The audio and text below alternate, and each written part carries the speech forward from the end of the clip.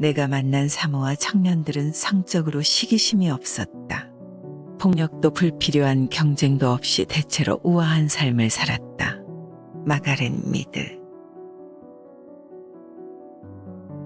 1925년 마가렛 미드는 인류학을 전공한 젊은 대학원생이었습니다. 그녀는 당대에 꽤 인기 있던 흥미로운 가설 하나를 직접 검증하고자 했습니다. 이것을 위해서 그녀는 비행기를 타고 미국령 사모아 제도로 건너갔습니다. 당시만 해도 여성이 홀로 다른 나라에 장기간 거주하면서 현지 조사를 한다는 것. 이건 무척이나 획기적이고 센세이셔널한 일이었습니다. 그것도 원시부족 사회를 직접 방문해서 그들과 함께 삶의 연구를 한다니 말입니다.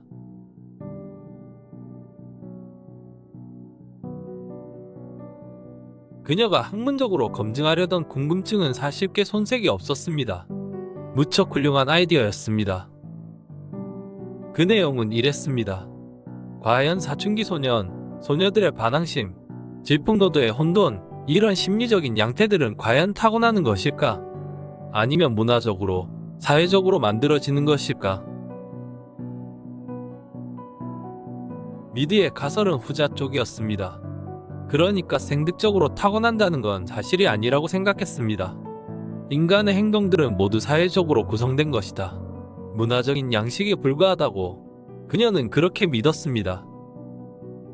마가렛 미드는 자기 가설을 증명하기 위해 사모아 섬의 한 원주민 마을을 택했습니다. 1925년 가을, 마가렛 미드는 4개월간 진행한 사모아 섬 원시부족 현장 조사를 마쳤습니다. 그녀는 연구 결과를 정리해서 학계에 발표했습니다.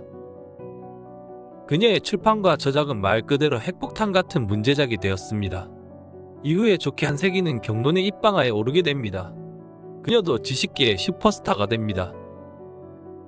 그녀가 일으킨 논쟁이 얼마나 격하고 정치적인 것이었는지 모릅니다. 마가렛 미드의 연구에 대한 반응은 참으로 양극적이었습니다. 혹자에게는 자율성의 이론과 여성학의 학술적 모티브로 예찬받습니다. 또 누군가에게는 사이비 과학자의 사악한 예화집 정도로 말장난에 가까운 허술한 이론으로 비난받습니다.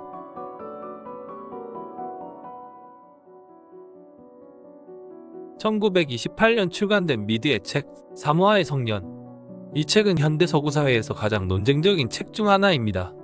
이 책은 미드라는 학자의 강력한 신념, 정치사회적 메시지를 강경하게 옹호하는 이데올로기 서적에 가까웠습니다. 이 책에서 그녀가 증언한 폴리네시아 원주민들의 삶은 뭐랄까요? 그것은 일종의 순수한 동물에 가까웠습니다. 그녀가 묘사하는 사모아 원주민들은 문명의 찌꺼기가 조금도 묻지 않은 존재였습니다. 더 직설적으로 말하자면 사모아인들은 성생활의 행복에만 젖어 사는 발정난 동물 같았습니다. 아담과 이브처럼 유락한 신락원에 느긋하게 모여 사는 존재들이었습니다. 미드의 발상, 그것은 이를테면 장자크 루소 이래 오래도록 이어져온 낭만적인 상상에 충실했습니다. 장자크 루소가 1755년에 쓴 책 인간 불평등 기원론. 이 책에서 루소는 문명 이전 상태에서 행복하게 사는 고귀한 야만인들을 상상했습니다. 루소는 일종의 반문명주의 사상가였습니다. 문명화되지 않은 인간은 자유롭다고, 이타적이며 지복하다는 믿음 말입니다. 이런 관점은 오늘날까지도 사회문화적으로 유효하고도 큰 영향력을 미치고 있습니다. 예를 들면 아바타 같은 영화에서 말이죠. 그러나 마가렛 미드의 방식은 루소와 다르게 꽤 신선한 측면도 있었습니다. 바로 그녀가 참여관찰법이라는 유명한 연구법을 사용했기 때문입니다. 그녀는 현장을 직접 찾아가는 연구자였습니다. 도서관 대신 직접 인류학의 현장 속으로 달려갔습니다. 이를테면 인디아나 존스 같았달까요? 당시만 해도 결혼도 안 한 젊은 아가씨가 원시부족 사회에 틈 벌리고 들어가서 학문적 증거를 직접 수집하는 자체가 대단히 쇼킹한 일이었습니다.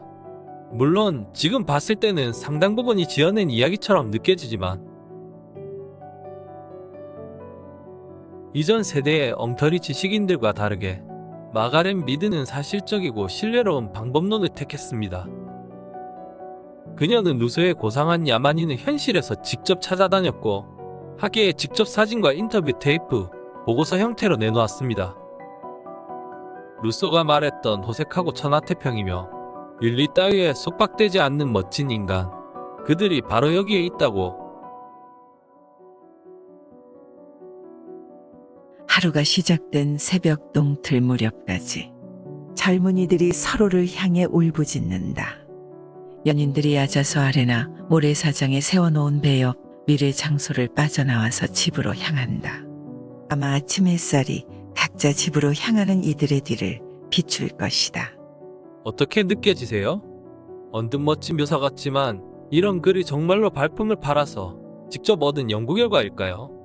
아니면 음란한 로맨스 소설의 첫 대목인 걸까요?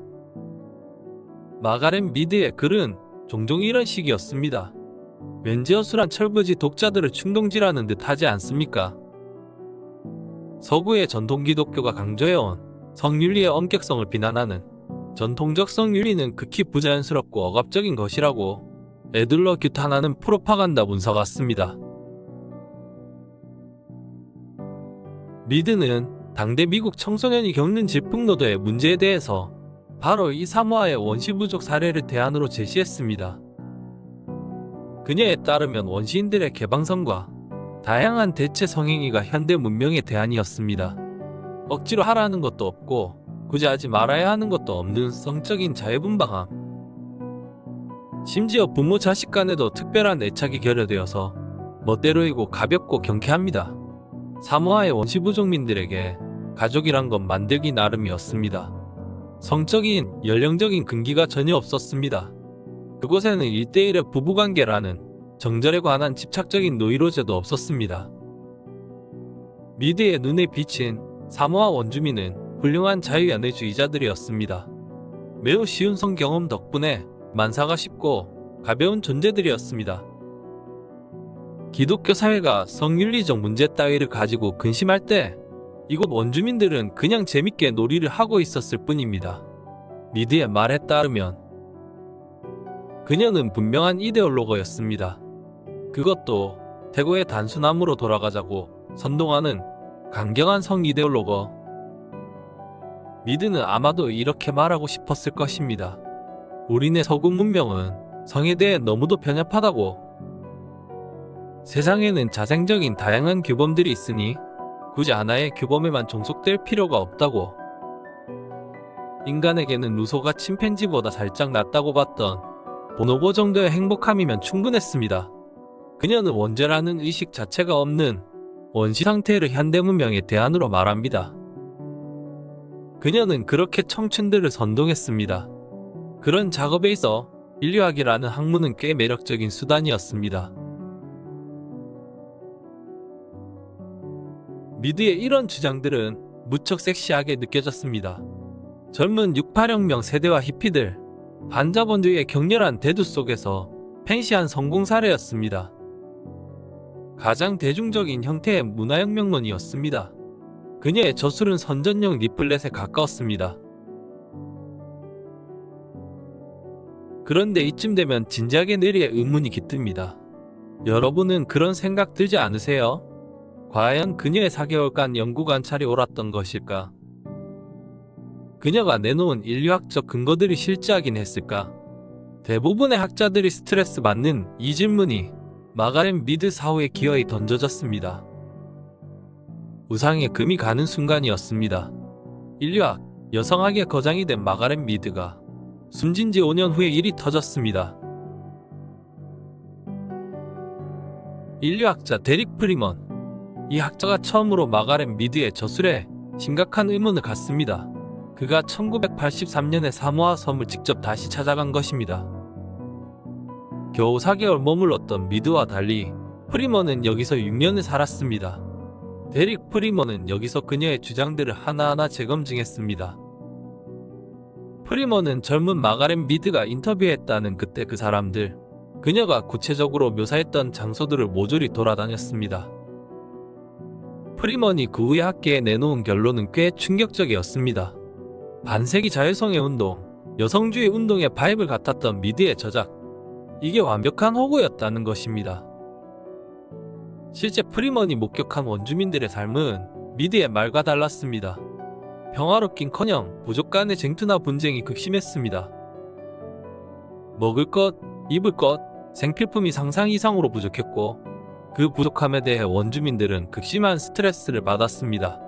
게다가 이곳 사회는 문명사회 이상으로 여성들에게 억압적이었습니다. 여성들은 정조와 순결 등을 강요받았습니다. 자유스러운 성의에 대해서 부족의 장로들은 철저히 응징했습니다.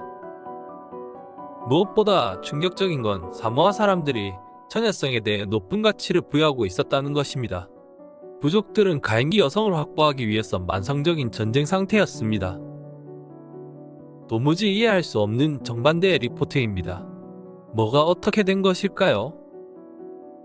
수십 년 전 마가렛 미드와 인터뷰했었던 소녀는 이제 중년 여인이 되어서 데릭 프리먼과 다시 인터뷰합니다. 밤에 소년들과 어울려 논다던 건 미드를 놀리느라고 재미로 지어낸 말이라고 해고했습니다. 그녀가 좋아할 만한 이야기를 원하는 대로 떠들어줬다는 겁니다. 거대한 신화가 깨지는 순간이었습니다. 프리먼은 말합니다. 실제 마가렛 미드는 원주민의 삶 자체에는 별 관심이 없었던 것 같다고. 그녀의 책 행간을 읽다 보면 누구라도 느끼게 되는, 결국 자기의 일기, 자기 욕망을 판타지화해서 그려놓은 게 아닌가 하는 추측 말입니다. 실제 사모아로 향했던 시절, 젊은 마가렛 미드는 기혼이었지만 조사를 마칠 무렵 두 번째 남편을 가졌고 또 금세 세 번째 남편도 갔습니다. 그 와중에 평생의 지적 동반자이자 동성애인이었던 루스 베네딕트와의 동성 로맨스를 즐기기도 했습니다. 옛날에 프로이트가 주장했던 성적 컴플렉스에 빠진 인간, 거기에 가장 가까운 인물이 바로 프로이트 본인이었다죠. 이렇듯 지식인들 상당수는 종종 자기의 이야기를 학문의 형식으로 떠들곤 합니다. 마가렛 미드도 그랬던 게 아닐까요?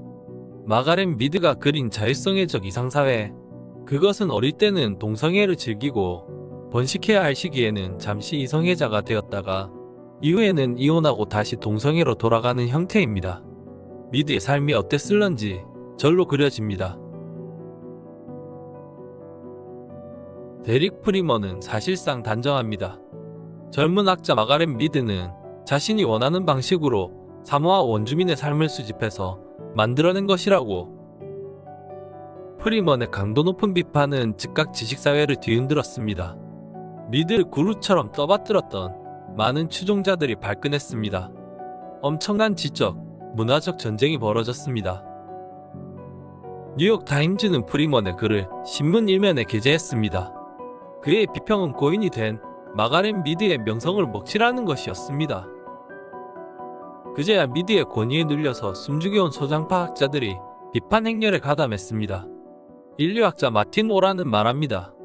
미드의 주장은 터무니없이 광범위한 방법론적 실수들, 뒷받침할 자료의 부족으로 점철되어 있다고.